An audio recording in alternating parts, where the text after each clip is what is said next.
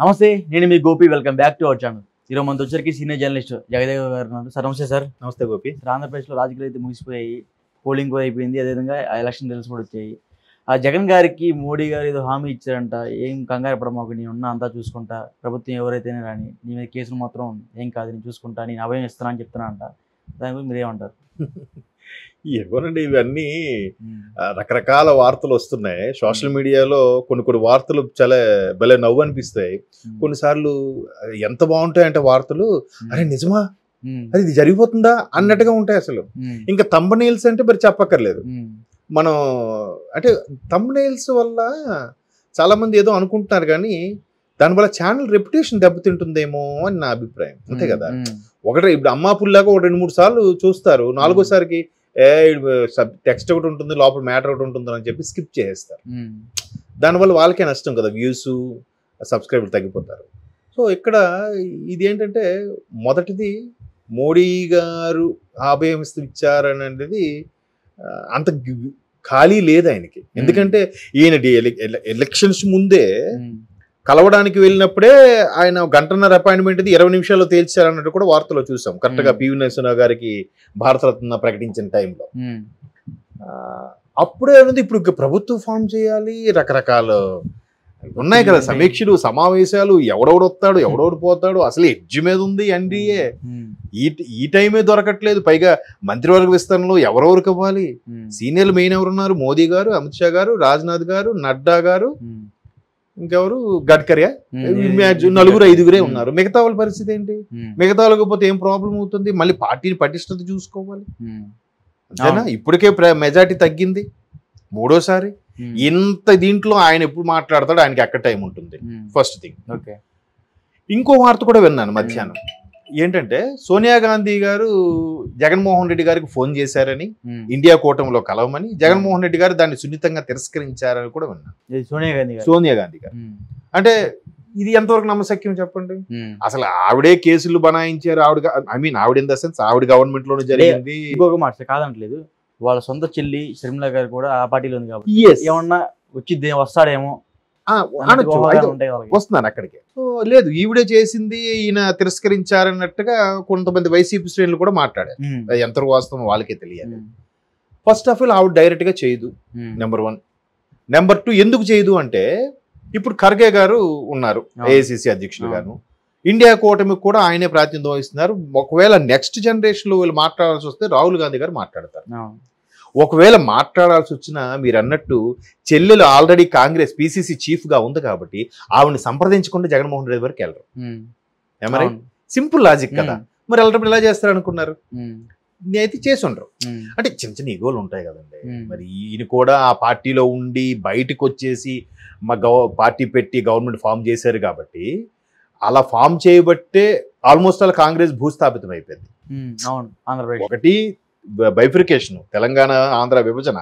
రెండోది ఈయన బయటకు వచ్చేసి, ఒకవేళ ఈయన ఉంటే ఇంకోలా ఉండేదేమో, అదే పార్టీలో ఉండి ఖచ్చితంగా ఈయన గవర్నమెంట్ ఫామ్ చేసేవాడేమో, కాంగ్రెస్ తరపున ముఖ్యమంత్రి అయ్యేవాడేమో, చెప్పలేము.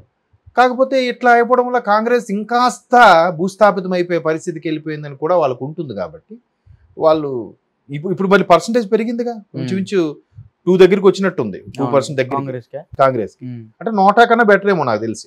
లాస్ట్ టైం అది కూడా తక్కువ కదా.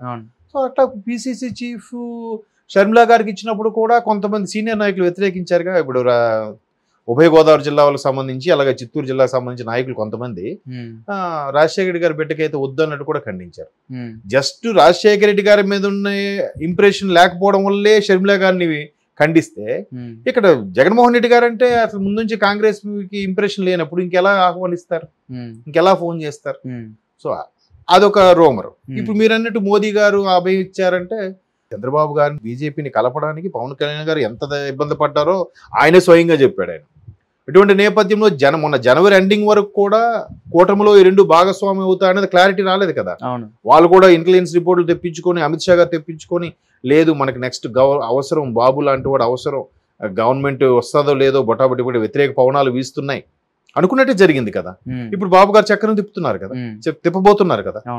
అంటే మరి ఎంత హడావిడిగా ఉన్నప్పుడు బాబు గారు కూడా అక్కడ కూటమిలో ఏర్పడిన తర్వాత ఏం చెప్పారు? ఫిబ్రవరి 1st వీక్ లో ఈసారి పకడబందీగానే కూటమి ఏర్పరచుకున్నాము. అంటే ఒకవేళ గెలిచిన తర్వాత కూటమిలో మేము భాగస్వామ్యం అయితే మాకేంటి మీకేంటి, మా అండ లేకుండా మీరు వచ్చినా మాకు ప్రాధాన్యత ఇవ్వాలా లేదా? లాస్ట్ టైం ఫుల్ మెజార్టీ ఉందనే కదా బాబు గారు ఎంత రిక్వెస్ట్ చేసిన స్పెషల్ స్టేటస్ అవి ఇవ్వలేదు కదా, ఇవ్వలేదు కాబట్టి 2018 బయటకు వచ్చేసాడు కదా. ఈసారి అలా కాకుండా ఏంటి అని నేను ముందే మాట్లాడి పెట్టుకున్నాడంట. అందుకే ఆయన బయటకు వచ్చాక ఇవన్నీ చెప్పకుండా ఈసారి చాలా పకడ్బందీగా కూటమి అగ్రిమెంట్, ఒక అగ్రిమెంట్ అనుకోని పోనీ, బట్ మాట ఇచ్చిపుచ్చుకోవడం కానీ ఇట్లా చేసుకున్నాం అన్నట్టు కూడా ఆయన స్టేట్మెంట్ ఇచ్చారు. సో ఇవన్నీ చూస్తే ఒకవేళ మోదీ గారు అభయం ఇవ్వాలన్నా జనసేనకి టీడీపీకి సంప్రదించకుండా ఎలా ఇస్తారు? ఆంధ్రప్రదేశ్లో పైగా ఎంత మెజారిటీ వచ్చింది, పోనీ వీళ్ళకి ఒక 120, 130 వచ్చి కూటమికి, ఆయనకు ఒక 50, 60 వచ్చాయంటే మోదీ గారు సర్లే ఆయనకు కూడా ఒక మేనియా ఉంది, ఏదో అభయం ఇచ్చాడు అనుకోవడానికి. అలా లేదు కదా, మొత్తం 90-95% మెజారిటీ వచ్చేసింది. మరి దాన్ని ఖచ్చితంగా కూటమిలో వ్యక్తులకి టచ్ చేయకుండా వెళ్ళరు కదా. మరోవైపు గారు ఏమన్నారంటే సీట్లు వచ్చినాయి కానీ మెజారిటీ ఓట్ షేర్ అయితే తగ్గించలేకపోయారని చెప్తున్నారు. ఏదైనా చెప్పొచ్చు, ఇవన్నీ చూడరు కదా, బుల్లెట్ దిగిందా లేదా. మరి అలా అయితే 19లో కూడా ఏమైంది, ఈయన 44 ఎంత వచ్చింది, టీడీపీకి 39 ఎంత వచ్చింది. మరి ఓట్ షేర్ తగ్గిందా టీడీపీ? ఒకవైపు 57-58 నియోజకవర్గాల్లో కేవలం 15 నుంచి 3,000 ఓట్ల తేడాతోనే టీడీపీ ఓడిపోయింది. మరి దాన్ని ఏం చెప్తారు?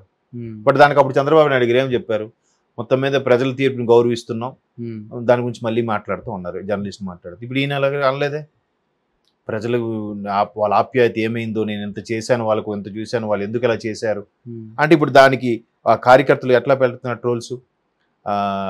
ఇంతవరకు నాయకులు ప్రజలు మోసం చేశారు కానీ ప్రజలు మోసం చేసిన నాయకుడు లేడు, ఫస్ట్ టైం జగన్ అన్నట్టు ప్రజలు మోసం చేశారంట.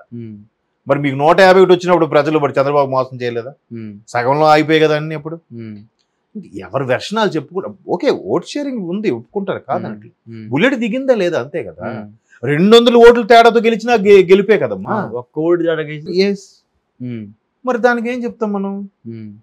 కాకపోతే చెప్తుంటారు. అయితే నేను అన్నది ఎంత మేనియా ఇవన్నీ జరుగుతున్నప్పుడు మోదీ గారి గురించి చంద్రబాబు గారు అంత పొగిడిన తర్వాత, చంద్రబాబు గురించి మోడీ గారు పొగిడిన తర్వాత, ఒకవైపు ఇండియా కూటమి కూడా రెడీగా కాచుకొని ఉంది, జేడీయూని టీడీపీని మనం ఆహ్వానిద్దామని ఆల్రెడీ వార్తలు కూడా వచ్చాయి. స్టాలిన్ గారు, రేవంత్ రెడ్డి గారు ఫోన్లు చేశారు, జరిగాయని. ఠాక్రే కూడా కలవడానికి సిద్ధపడ్డాడంట బాబు గారిని, మీరు ఇటు వస్తే అందరూ కలిసి ఇటు వెళ్ళి చక్కగా చేసుకుందాం అన్నట్టుగా. ఇప్పుడు అదే ఠాక్రే మళ్ళీ ఎన్డీఏలోకి రావాలని ప్రయత్నిస్తారని కూడా వార్తలు వస్తుంది. ఎట్లా చెప్తుందని చెప్పండి. కాబట్టి ఇవన్నీ సోషల్ మీడియా కథనాలేమో అని నా అభిప్రాయం. చంద్రబాబు గారిని బీజేపీని కలపడానికి పవన్ కళ్యాణ్ గారు ఎంత ఇబ్బంది పడ్డారో ఆయనే స్వయంగా చెప్పాడు. ఆయన ఇటువంటి నేపథ్యంలో మొన్న జనవరి ఎండింగ్ వరకు కూడా కూటమిలో ఈ రెండు భాగస్వామ్యం అవుతాయనేది క్లారిటీ రాలేదు కదా. వాళ్ళు కూడా ఇంటెలిజెన్స్ రిపోర్టులు తెప్పించుకొని, అమిత్ షా గారు తెప్పించుకొని, లేదు మనకి నెక్స్ట్ అవసరం, బాబు లాంటి వాడు అవసరం, గవర్నమెంట్ వస్తుందో లేదో బొటాబొట్టి కూడా వ్యతిరేక పవనాలు వీస్తున్నాయి అనుకున్నట్టే జరిగింది కదా. ఇప్పుడు బాబు గారు చక్రం తిప్పుతున్నారు కదా, తిప్పబోతున్నారు కదా. అంటే మరి ఎంత హడావిడిగా ఉన్నప్పుడు బాబు గారు కూడా అక్కడ కూటమిలో ఏర్పడిన తర్వాత ఏం చెప్పారు ఫిబ్రవరి 1st వీక్లో, ఈసారి పకడ్బందీగానే కూటమి ఏర్పరచుకున్నాము. అంటే ఒకవేళ గెలిచిన తర్వాత కూటమిలో మేము భాగస్వామ్యం అయితే మాకేంటి మీకేంటి, మా అండ లేకుండా మీరు వచ్చినా మాకు ప్రాధాన్యత ఇవ్వాలా లేదా?